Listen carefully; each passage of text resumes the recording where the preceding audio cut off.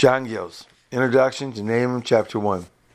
This chapter begins with the title of the book, showing the subject matter of it and describing the penman of it by his name and country.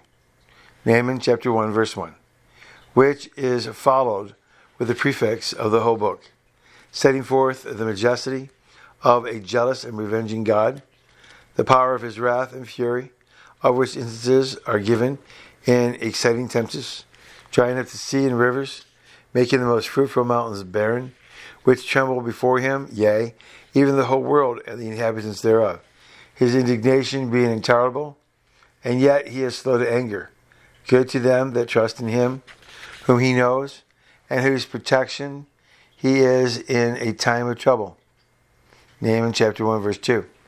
Next, the destruction of the Syrian Empire and of the city of Nineveh is prophesied of, and is represented as in utter and in entire destruction, and which would come upon them suddenly and unawares, while they were in their cups. Nahum chapter 1, verse 8.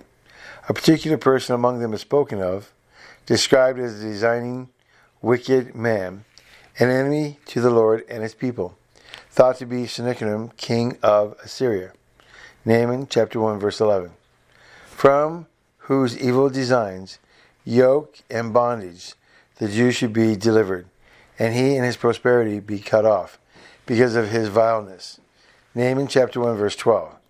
And the chapter is concluded with the tidings of joy to Judah, who are exhorted to keep their feast and perform their vows on this occasion.